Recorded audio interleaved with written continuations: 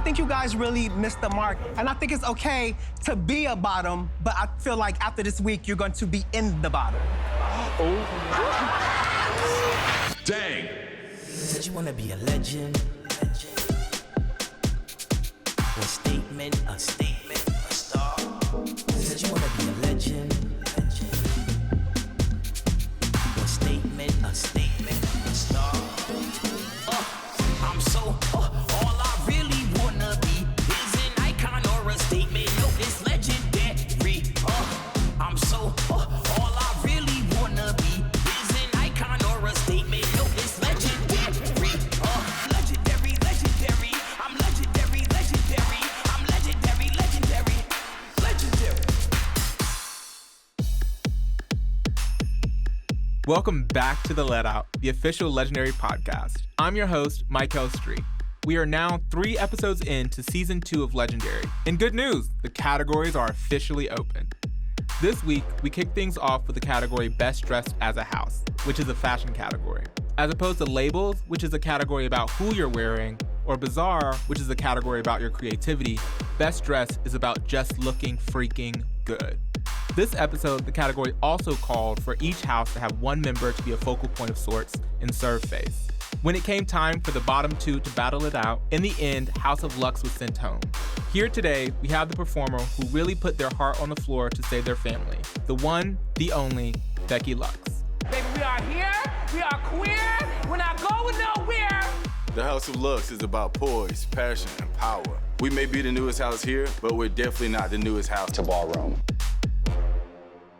Hey Becky, welcome to The Let Out. Hi. How are you? I'm good. Excited to be here. Thanks so much for coming. You ended up being chosen by your house to do the redemption battle twice, which is kind of like a sad thing, but also kind of like an amazing thing. And I just wanted to sort of hear from you, like, how was that? How did that feel? And did you know you were going to be sort of the go-to going into it? It's like a bittersweet feeling because like you get to showcase your talent and you get to show the world who you are. But at the end of the day, like the competition's kind of like riding on your back, whether you get to stay or not, you know? So it's kind of like if you don't impress the judges well enough, then your entire team is going home because you didn't like really bust through. Or, you know, they just didn't see it that day. So Right. It's not always just what you do. It's really about whether or not they see it. yeah. I knew I was going to be the go-to girl on my team. Well, it was like either me or Ja, honestly, because he's a battle cat as well. But like I was very much going into this competition, like if it ever comes down to bottom 2 situations, like that's something like I thrive in. Like I'm a battle cat. So like I was ready. Amazing. So obviously you won your first, which was against House of Chanel, I believe. And then the second one you didn't win. I'm just wondering, I wanted to hear a little bit about sort of your thoughts on the judges' critiques and the way that it went and how did you see it? You couldn't tell me that I did not win that battle. Honestly, like after I battled and I saw my entire effect like all over the floor, you know, because it was like made out of like shades. Like I was like, I fucked him up. like I know I did, you know, and then even leaving the show, like other houses came up to me and were like, girl, you ate that. No shade. Like we know it's like I know it, like the world's gonna know it. But I mean, like it is what it is. Like some days like the judges just don't see what they just don't see it for you that day. Well, it's not even necessarily that, right? I feel like Leomi's critique wasn't even that she didn't see it, right? She was very much like, you know, you did this other person did this. I just have to pick which one I'm judging on. They were going up for his personality in the battle. And I mean, I get that, but I'm like, Miss Thing, you said my Vogue was clean. You said my Vogue was cleaner than his. You said like I had more hunger and fire, which is what I'm like, I'm going to give it to the girl who looks hungry for this, you know, like not the girl who's putting on a comedy show. I was like, okay, like if that's what they wanted, then it is what it is. Like I did my best. So I mean, the clip, as they always say, like the clip will live on. Yeah, it's gonna speak for itself. Exactly. Very that. So the team, the House of Luxe, obviously sort of suffered a setback really early on with losing a member of the house. And I wanted you to sort of talk a little bit about like how that impacted you all, sort of going through the rest of the show. I'm a very much like everything happens for a reason type of girl. So like I was just like, okay, this sucks, but like we have a chance to like prove ourselves even more now. You know, the world's gonna be looking at us like, can they pull through? How are they gonna manage? You know, the Gucci's were able to do it last year, and I thought we were more than capable, you know. So I mean, yeah, it sucked because like Ja is like super amazingly talented. So it sucked that he wasn't able to really show the world like what he's able to really give. But then, you know, you're still in a competition, your head has to stay in the game, so you can't really think too much about like, oh my god, like what are we gonna do? Like it's no like, okay girl, you ain't got no choice, like you got to pick it up and run with it. Like I didn't really see it as a disadvantage. I was just like, okay, like we just got work to do. That's pretty much Something you did just say, right, was that like you were sort of the battle cat and Ja was as well, right? So you were thinking about what this show prizes, which is those like amazing performances. Not to say anything was bad, but it's like, you know, you're also now accommodating for the space that you're missing, just like, you know, spacing on the floor, right? You're 4 people trying to take up a floor as opposed to 5. Yeah, like those were things that we didn't really like think about up until it happened, because we found out, I want to say like maybe the day of, or I mean like the day before, you know, we went out on stage. So it was kind of like, oh, we have to kind of change our routine. Oh, like we're gonna have to kind of like change a lot. But yeah, it was just like it was just like, well, you know, you do what you can, what you got. Right, right. So of all the houses, Lux was the one that I didn't really know much about, but then I sort of heard that you guys were maybe like a break off of another house. And so I wanted to hear a little bit about the backstory of the house and how you guys came to be. I think this is where it gets kind of funny. How did we come to be? I'm just gonna be honest. Okay, so I actually was a member of the House of Lavin. And as a House of Lavin member, you know, they already competed last year. One of my good girlfriends, Dizzy, this is like my brother, I was at work and he was like blowing my phone up because I guess he knows some of the Blonics. And then they had hit me up and were like, would you mind representing our house on Legendary? And I was like, I mean, like, because I got a call saying, is this Becky Blonick? You know, and it was from one of the casting directors. It was like, I guess, you know, you know what I mean? So I was just like, I think I know what this is. So I'm just gonna say yes to everything at this point. Like, so I was just like, well, let me go. They need a girl. I'm gonna be their girl, and let's rock it out. So we got there, and I didn't know the tea between some of the members in Lux and the House of Blonick. Like, I didn't know what was up. I was just there, you know, to put on the show. So I was just like, okay. But I guess they decided it would be smarter to just kind of like break away, so we're not being like disrespectful to the actual House of Blonick, since a core group of the members of our house were no longer a part of Blonick. So it's like, I'm already not really a Blonick anyways. We might as well just like change the name. You know? Yeah, I mean, it's not like unlike Ballroom, right? People break off of houses, start new houses all the time. So, you know, starting new houses, it's not without history within Ballroom. But did you sort of have a relationship or build a relationship with the other members of the house? I only knew Dizzy going into the competition within our house. And the moment we got the call and, you know, they showed us who we were going to be in the competition with, I was like, okay, like we're a team now, we're a family now, so let's get to know each other. Like, I'm a vibe. Like, I feel like I can mesh with anybody pretty much. So like we all like pretty much linked up like right when we got to the hotel. And, you know, prior to, we always had like daily conversations about how we wanted to bring it. And, you know, it was all crammed into like a small amount of time, and just like, they were kind of, we were all strangers to each other at first, but, you know, when you're under all that much pressure and you're a team, like, you guys kind of come, like, we kind of became a family, so. Yeah, because it's sort of like one of those things of like, there's nobody else who's going to know that experience that you're having together, right? Exactly. And I feel like we were the only house that was kind of like ours, you know, like you had 3 different groups of strangers, you know, me and Dizzy, who knew each other already, and then Akasha and Nemo, who already knew each other, and then Ja, who knew nobody, you know, like, and then come together, we're in a house, we're in a competition, and now we got to do this. And it's just like, okay, like, let's just do what we came to do. So I'd love to hear a little bit about sort of your history specifically within Ballroom. So like, talk to me about how did you come to the scene? Okay, so I found out about Ballroom because of Vogue Evolution. I was like, I want to say a sophomore in high school. And I was just like, oh my God, like, this is everything. Like, how do I, like, I need to, like, I didn't even know it was called voguing. Like, when I saw the promo trailer for America's Best Dance Crew that season, and I saw, like, them do the dip, like, I was just like, yo, like, I think that's me. Like, it just made sense to, like, it made sense to me. Like, I saw myself on that screen, like, doing, I was just like, yes, like, I think that's what I'm supposed to be doing. Mm-hmm. And so, like, I became obsessed with the whole ballroom scene. Like, it went from, like, being obsessed with anime to being obsessed with ballroom culture. And, like, I was just like, I cannot wait to grow up and, like, get out of this, like, suburban town and just, like, find the scene and just, like, What state were you in at the time? I was in Florida. I was in Tampa, Florida,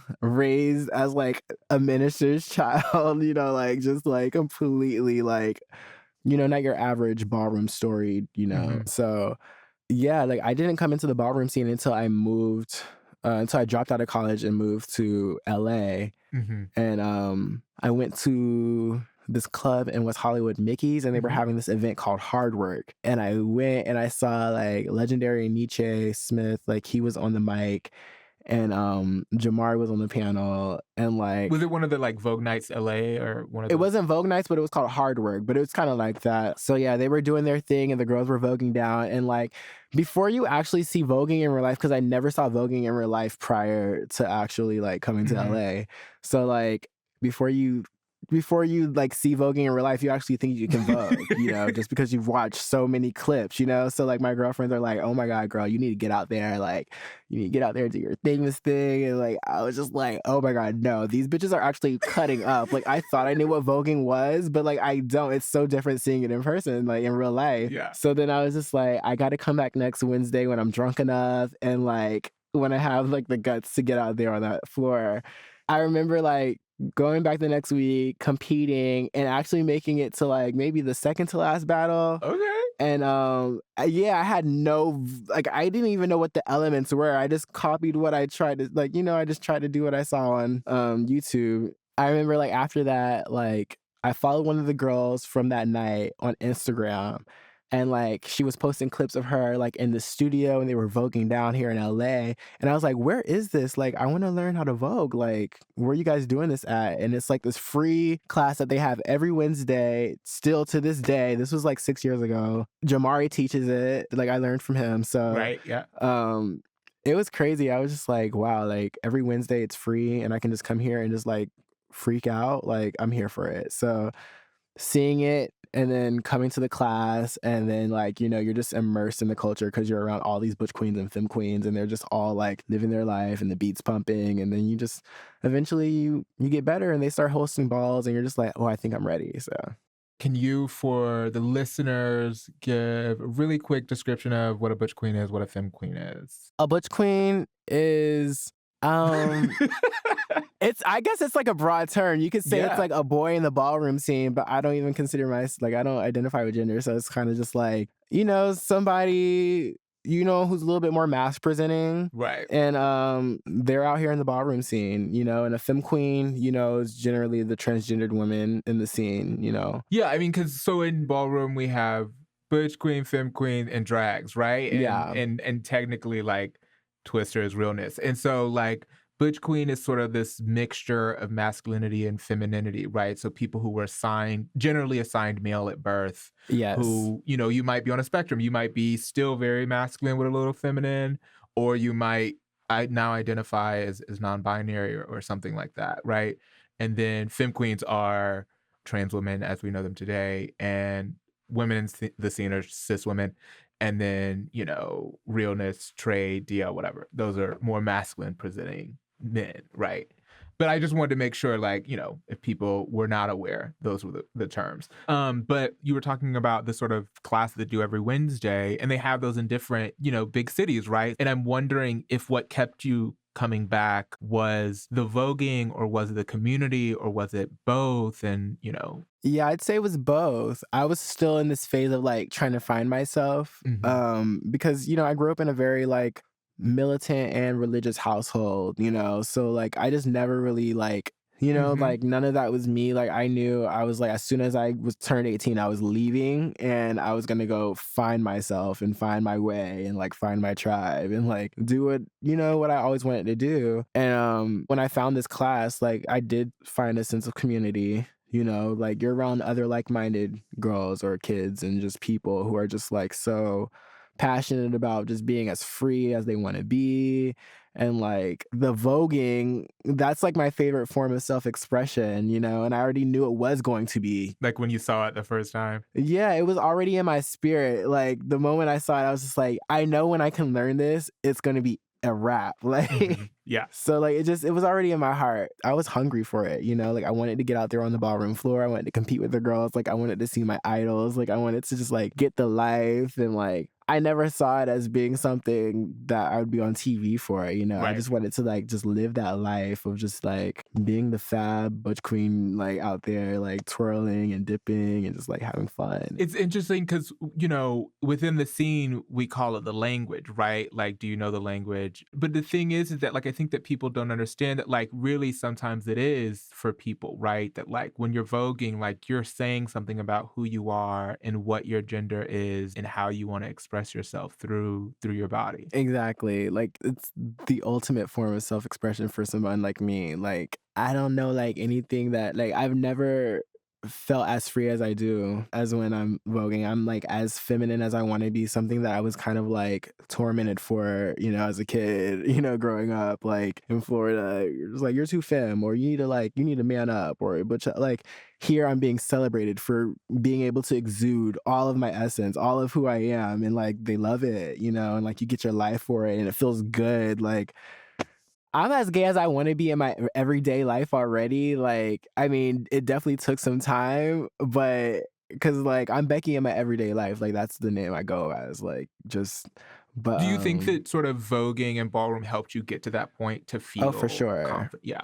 For sure. I'm an awkward, shy girl already, and like in real life. But when I hit that floor, it's just like a different vibe. And I kind of wanted to like adapt or adopt that, whatever, like bring that part of myself into my everyday life so I can go out there and just like conquer whatever was coming at me, because like my actual birth name is like named after my father, who's named after his father, and I'm nothing like those men, like, so I wanted just to kind of be my own person and just like, I don't know, like Becky allows me to do that. Like just like that whole femme like energy, like that divine femme is just like, it allows me to just like get through life. I mean, what you're saying is like, I think it's so like common because sometimes we have to protect, you have to protect those parts of yourselves because we're told that we can't be those things, particularly as like Black, people who are assigned male at birth. You're told that you can't sort of engage in those things.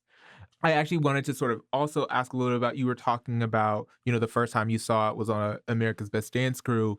And I wanted to ask, is that why you had that moment on stage at the end with Deshaun and Laomi, because they were, obviously competing on that show? Yeah, I mean, like, they're the reason why I'm voguing, like, I saw it, they made it look magical. Deshaun, Naomi, like, everybody in Vogue Evolution, pretty much, like, woke it up for me. I was just like, wow, like, I've never seen this before in my life. Like, someone who's so sheltered, someone who's like, so, like, I just wasn't allowed to do really much of anything growing up besides go to church and go to school, so...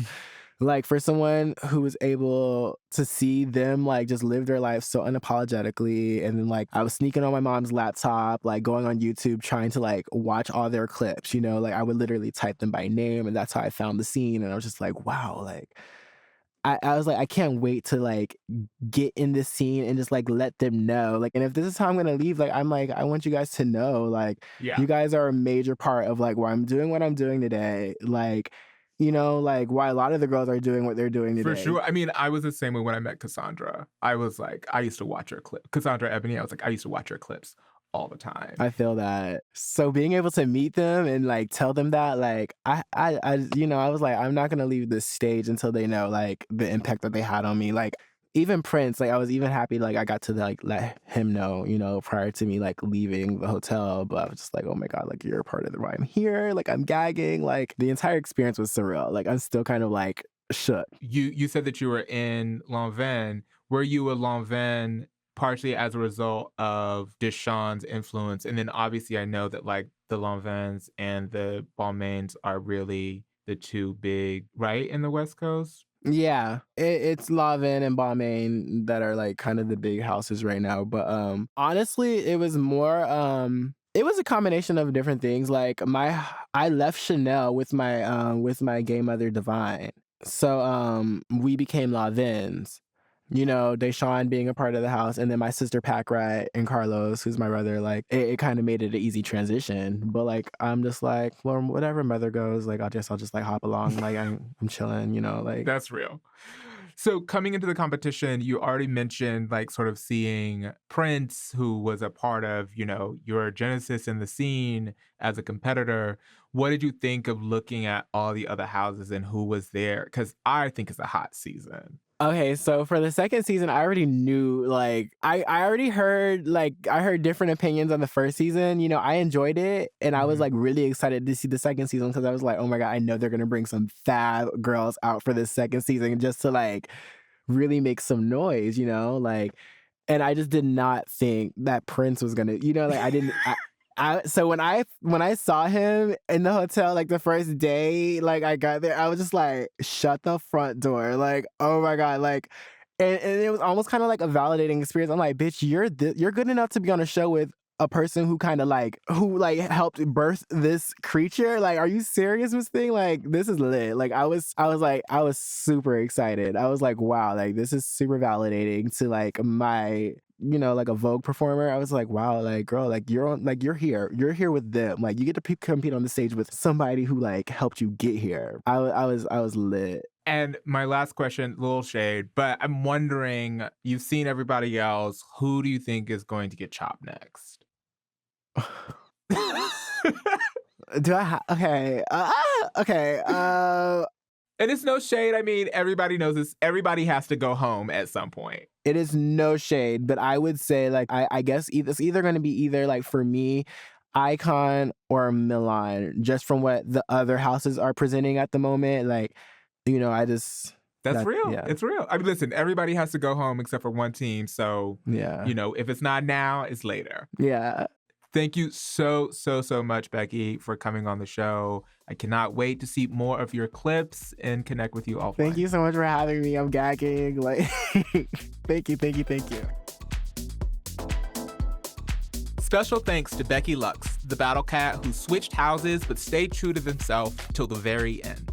This was our last mini-sode for the first 3 episodes of Legendary.